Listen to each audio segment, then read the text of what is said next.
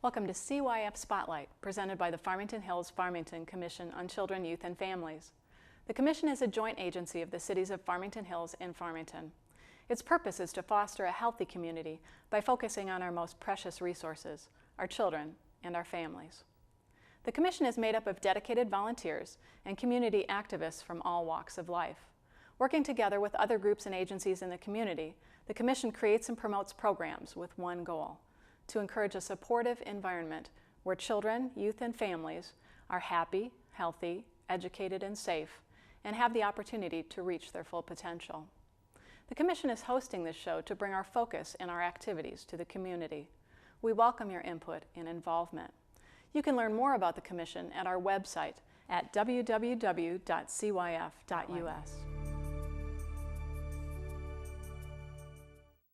I'm Mary Mullison, and welcome to CYF Spotlight.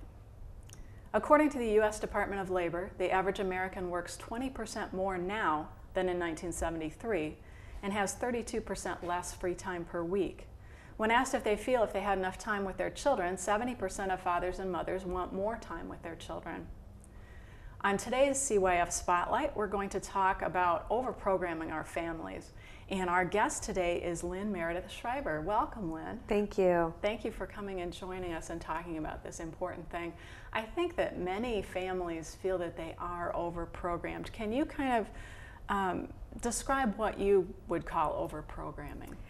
I think that the definition varies from family to family, but I can tell you how it feels to me when we don't have enough time to get everything done.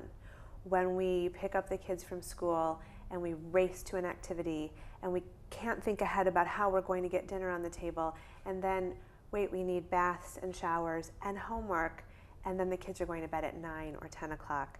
It's just not enough time for everything that we want to do or need to do. In our house, we kind of call that our patchwork quilt, where different parents are taking different kids to different activities because we can't all manage to go. They're all overlapping and at the same time, different conflicting things. It's hard for a family to put all that together. Sure. Are we finding that this affects how families relate to each other? Well, I think we have to take it a step back and say, are families relating to each other, first of all? One of the things I know we'll talk about a little bit later is all of the modes of technology that we're so mired in, both in our work and at home.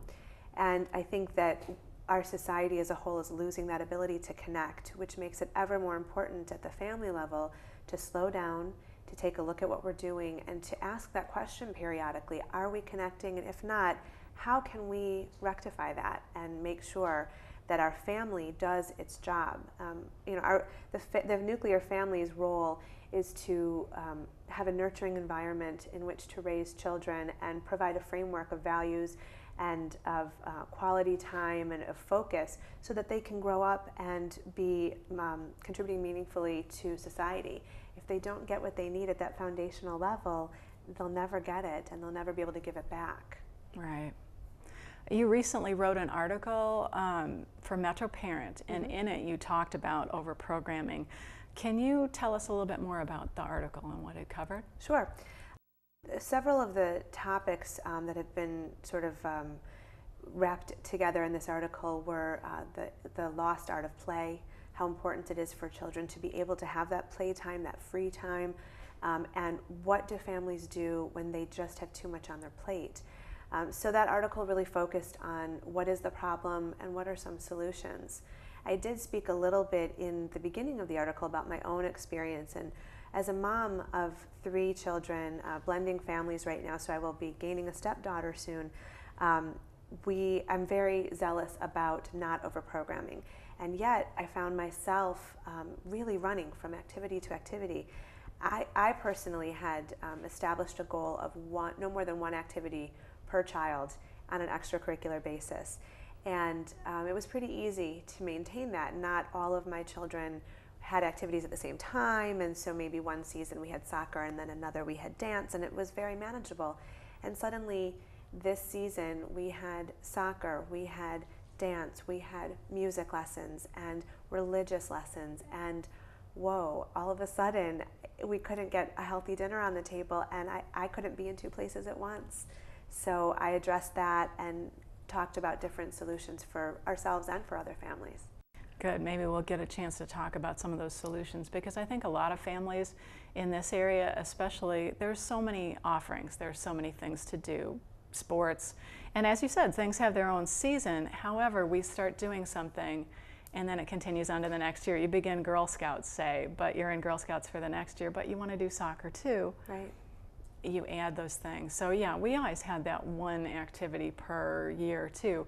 It works pretty well through the elementary years, and then as you get on into high school, it makes it very difficult because they have so many other interests. Absolutely. My youngest is turning 5, and I'm his soccer coach. And in the fall, it was easy and came off without a hitch. And then this spring, he said, I also want to play baseball. And I looked into it. I have a friend, another mom, who manages that league. And in fact, we could get him on a team, but I couldn't wrap my head around it. I couldn't figure out how we were going to do both sports for this one child. Right. And so I said no. I said, we will do soccer. And if you want to do baseball at another time, we can do that. He's only 5 years old. Right. Even, older kids, it gets more competitive, more intense, more practices, more games. But they're just kids, and I'm not looking to raise Olympians. I'm looking to raise healthy, happy individuals. And we want our kids to be well-rounded, so we Yes. want them to do activities outside of school, and they don't get a lot of physical activity in school always. Right. With things being cut, gym being cut, Yes. phys ed, all of that. They don't have as much recess time, that sort of thing. Right. So it's something we want to encourage. Also, as I was saying before, we have so many activities around here, in areas like this. It's all very enticing, like the Sure. baseball for your son. Sure. His friends are doing it, he wants to do it, so it's really hard to do that. Right. How can you tell if a family is becoming overprogrammed? Well, it's the simple characteristic of too many things to do, not enough time to do it. And when a parent starts getting really stressed out about how to juggle it all, or the kids seem to be, falling asleep at the dinner table, or have short tempers because they're not getting enough sleep.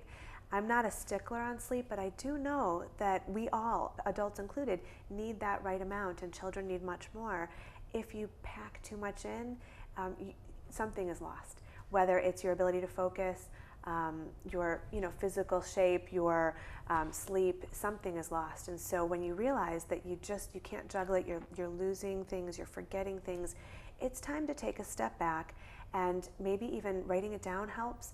And put your calendar on a piece of paper and look at it, and if it makes your head spin, it's time to cancel some things out of that. Absolutely.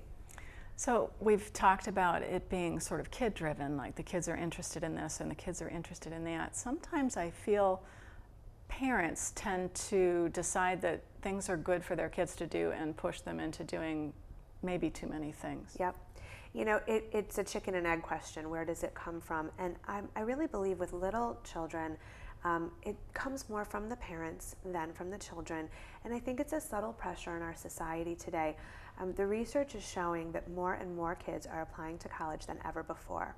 And even if we're not really consciously aware of it, the pressures to set our kids on the path to get into a good school start when they're in preschool. We're not aware that this is going on, but all the articles we're reading, what other parents are doing, the messages we're getting from schools are subtly telling us that we better get on track right away, which doesn't feel that makes sense at all. The gut reaction is, they're just 3, 4, 5, 7. Why should I care right now about college? But the reality is, as parents of teenagers see, it's not good enough anymore to just have a high grade point. Even wonderful schools like University of Michigan in our own backyard, Michigan State University, the top students are getting waitlisted as opposed to breezing right in. And why is that? Because thankfully we have a country now where most people are aiming to go to college. That never happened in our history before. So the colleges are getting more selective, and it's a trickle-down effect. So parents from an earlier stage are feeling they need to make their children into superstars in a lot of different realms so that they're perfectly positioned later on. And I believe it comes from a lot of directions. I don't think it's a malicious intent at all. I think it's really unconscious that we're not realizing this is what we're being propelled toward. Certainly with the colleges and the pressure for success, and all the well-rounded must have this on the application, must have that. As you said, grade point is not, and test scores are not enough. Right. You've got to have volunteer work, that takes time. Yes. You've got to have sports and activities and groups and clubs and show that you are well-rounded and can act in a group and be successful in a situation like that. And you're right, that starts way, way earlier than we used to start things like that. Certainly. And I'll tell you, Mary, I'm the kind of person, I've always been this way, where I don't follow the crowd. So my instinct is to say, are you crazy? I'm not going to schedule my toddler or my preschooler in 5 different activities because that's too much. And I do believe that my children will do fine in life. They will, and all of our children will, if we instill in them the values and the character that we believe make good people. So whether it's Michigan or Michigan State or whatever college they go to, they will go to college. And it's not what college they go to or even necessarily what grades they get, it's who they are and what they do with their life. We all know we went to university, we did certain things, we passed tests, and we found great mentors. It's what we do with our days that makes us who we are and determines where we go next. And I try to keep that in mind with my own family because I'm not going to let any of us get crazy about what if we don't do this today, we won't get here tomorrow. They're all going to be fine. I really know it. They will. Different opportunities will come up. Yes. As parents, though, we want all opportunities to be open for our kids, and I think that sort of pushes us a little bit to make sure they're ready for this, in case later on they decide to do this or decide to do that. Sure. Our lives were probably not like that. I mean, I don't think mine was. I had kind of a path that I could go on. You could meander off a little bit, but sure. I think all parents just want to open the world to their children, though. Absolutely. Absolutely. So that's a huge pressure in that realm. Mm-hmm. Is it stressful for both kids and parents to have so many activities going on? Absolutely. There's no question. It has a negative impact on everybody, on the family pet. It's just too much running around. And it's just, it's easy to simplify, to take a step back every so often, maybe even quarterly, and take a look at what's on our plate. And do we want all of this to be on our plate? It's really powerful to be able to say no. And it doesn't mean that you're letting down a friend or your school or your child or yourself, but is this what we want our weekend to be about? What is important for our family right now? Sometimes it's driven by the kids, sometimes by the adults. I think it needs to be a balance of both. And we all need quiet time because that's when we think, it's when we develop our thoughts, when we grow and breathe. It's really crucial. Do you feel like you're having to be the bad guy, though, sometimes, when you have to say no and have to deny the kid an opportunity to go do what his buddy is doing? But isn't that the job of a parent? I remember my parents saying no, and they're good parents, and I still go to them when I need some direction. Mm-hmm. It's our job to create a balance, and it has to start with ourselves. If we can't have a balance as adults, we're not going to do well for our children. So it's important with work and with family and with our marriages and with our friends, with ourselves, to make sure we have a balance of time and attention on all of these important categories of our lives. The physical fitness question that you mentioned, we certainly want our children to be active, to get regular exercise, but if we're not doing it for ourselves, then they're not going to get that lesson. Mm-hmm. It's do as I say, not as I do. That doesn't really work. Right. So as adults, we have to build a life of balance, and then that will trickle down to our families too. I think as a grown-up, I look around at other friends, and most of them are friends of my children's classmates. Sure. Or parents, excuse Yes. me, of my children's classmates, and they tend to program the kids and make sure the kids are doing this and the kids get that. And they're like last on their list. Mm-hmm. They don't get to do the things they want to do because the kids are so busy doing this or that.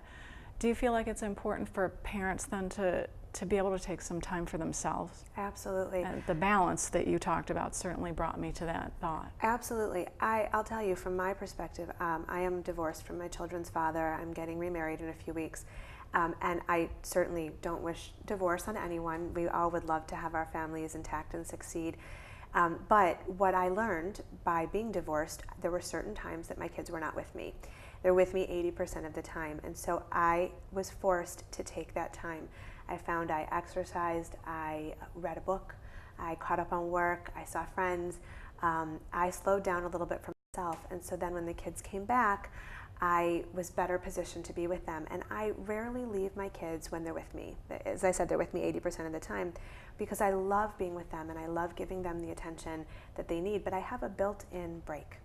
And so most parents who are not divorced don't have a built-in break, and it's important to build it in themselves, not to feel guilty about it, not to think that they're doing an injustice to their children. In fact, it's a gift to your children that you be calm and happy, healthy, in good shape, well-rounded yourself, and then you can model that for your children, and then you have more patience and attention and joy when you're with them. So I learned it the hard way, but I'm grateful for that lesson, and I think that if all parents can build that in for themselves, even little bits, cup of coffee, an hour to read a book, maybe it's getting up a little earlier, or if you're a night person, staying up after the kids go to bed and just taking that time to walk around the neighborhood. Something so that you're doing for yourself, because then they'll see that and they'll model it too. I think the modeling is an important thing, and it doesn't always come to fruition as they're young. They may not notice it, but I look back at things that my parents did now and think about them. I don't look at them the same way as I did when I was a child. You understand them a little bit better and you see. So some of the things that we are modeling as parents in this over-programmed life will be looked back on as they become parents too. It's not just getting them through childhood and through into college and ready to go. It's the kind of person you are. And I'll give you a great example. A couple summers ago, we belong to a gym that has an outdoor pool. And the kids love to go swimming in the summer. And I swim laps for exercise, especially when it's beautiful out and I can be in the sun and just the calm of the water. So we went and I put them in the child care center for an hour so I could swim laps, and then we were all going to go to the pool. And my eldest said, "Why do you have to swim laps? Why can't we just go to the pool right now?"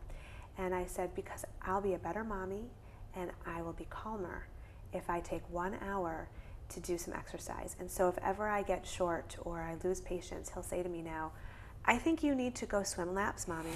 And it was a great exercise for me and for him, because we both realized that everybody needs a break, even our kids. Sometimes they need some time alone. And I've taught my kids that as well, that, if you're not in the mood to be around anybody, go in the other room. Take your book, go play in the backyard, do something so that you're better to be around other people when you come back. It's important. So we are, as we're overprogrammed, we're constantly around other people too. Value of solitude? What? Oh, wow. Well, there have been so many poets over the years and the centuries who've written about the power of the natural world and solitude, and I think they go hand in hand. So not only do we need time alone, it cannot be closed off in our houses. There's a time for that, but there's also a time for us to be out in the fresh air and the sunshine, sort of in nature, and just taking that moment to look around us and think about our place in this world. And sometimes I do that with my kids, and sometimes by myself, just take a walk and take the time to breathe.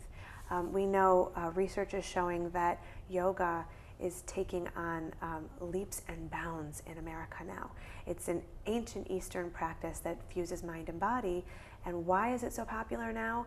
Because it grounds us. It reminds us to breathe. At the focal point of the yoga practice is the breath. So if you can't just calm down and take a breath for a moment, you're not good for anyone. And that's why we're all recognizing we need that solitude. We need that time both alone and in nature to just get back to, what's the purpose of all this? What are we trying to do? What's the point here?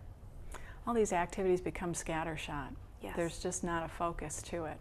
And I think a little bit of solitude, whether it be a child going off into a corner and reading a little while, or just being quiet or playing by themselves, or ourselves going off and doing that, huge value in that. Absolutely. To the family, because then you can bring yourself back a little bit better. Sure, and I want to also bring up something about being overprogrammed, and we want to introduce our children to so many great options. They have the luxury of so many activities. Exactly. But they're each individuals with their own special talents and skills pretty much from birth. I'm sure you notice that with your children. My kids, their personalities When I look back, they were there day one. And they have their unique talents and skills and other things that they're not so good at. And we need to clear the clutter a little bit so we can focus on who they are and let them carve their own path, because they will have their own tendencies and their own interests. And so if we try to open them up to every single thing and push them in a million directions, we're losing sight of who they are. And so at a certain point, it's important to let them direct what they want to get better at, what they want to spend their time doing. And if it's pottery and not soccer, okay, it's just, that's who they are. And I think in the clutter of over-programming, we're losing sight of our uniqueness and our individuality, and it's really important to not let that go. I think life clutter is a good phrase, a good way to do it, because I think we all do clutter up everything a little bit more than we probably should. We've talked about becoming a better individual with a little bit more, or a little bit less programming, a little bit more individual time. Let's talk a little bit about the family and family dynamics. Okay.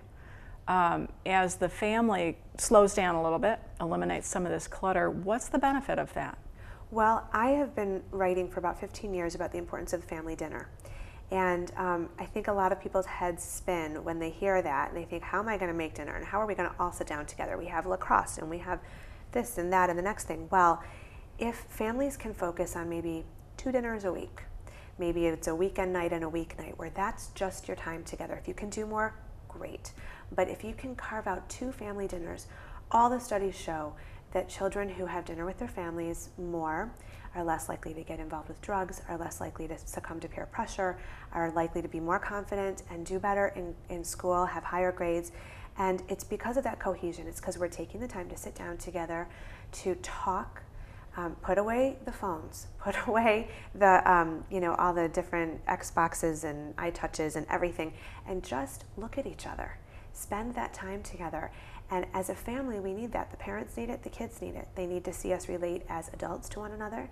They need to talk about their day and be heard. There's a wonderful article that I read recently in Ladies' Home Journal about a family that every Friday night, a different family member is the star.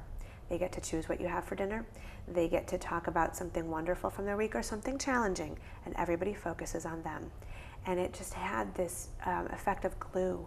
The family came so much closer together, and everybody got to be a star. And it was just once a week, and so you had your turn every 4 weeks or 5 weeks, depending on how many people in your family. But how beautiful is that? And it just takes the time to remind you that you're part of a unit, and you're all there to be there together. If you can imagine if the person whose night it was to be the star was talking about a challenge, and the whole family, siblings and parents, was focused on, I don't know how to handle this, can you help me? How empowering and supportive that would be. So it's absolutely essential that we find time to connect as a family. It's important to divide and conquer, like you said, because that's how we can handle all these activities. But we have to all come together as a family too, both parents there, kids there, everybody looking at each other and recognizing we're something together. We really are. There's just something about sharing over food as well. Yes. Isn't there? Yes. I mean, that's how we celebrate things through meals and food, and just to get together. When my kids were little, I thought to myself, all these studies came out, you have to have family dinners, and what's so hard about that? Family dinners, we eat dinner together every night. Right. Now it's so much more difficult. I'm thinking, as you were saying that, I'm thinking 2 nights a week. Okay, I could probably work that out. I'm trying to figure out ways of doing the 2 nights a week. Right. You would think that would be easy to do. And I remember having family dinners all the time when I was growing up, and it was much different. Right. Well, when I was growing up, my mom was a stay-at-home mom. We didn't have families that had the pressures for 2 incomes like we do today. And as you quoted at the beginning of the show, people are working more, they're earning less. And the costs are rising. Look at the cost of food, the cost of gas. Everything is so much more expensive, but our salaries aren't necessarily commensurate with those increases. And so either we need to change our expectations, modify how we live so that we don't have to work so hard, or we need to find those little pockets of opportunity to be together. And it doesn't have to be a Julia Child meal. Really, you could order pizza for that family dinner and just focus on the ability to sit together. It doesn't have to be gourmet. Obviously, if it's a healthy meal, I'm more on board with that, but there are times that I even can't do it. So Twice a week, if we can, if that's our goal to shoot for. If we overshoot it, great. 3-4 dinners, awesome. Some weeks we're not going to be able to, but just, by and large, 2 times a week, it's a good thing to shoot for. That's an excellent thought. Are there other suggestions then? We were talking earlier about maybe getting to this point. Suggestions on how to, you talked about stepping back, eliminating clutter, the family dinner. How about sharing activities, doing things as a family? Well, especially as kids get older, exercising together. Great example, yesterday my daughter had a doctor's appointment, and so afterwards we had some time together. I dropped off the prescription, we parked the car at home, and we walked to the pharmacy to pick it up because it was going to take about a half hour, and we had that time to exercise. I walked a little slower than I would normally, but we got to talk.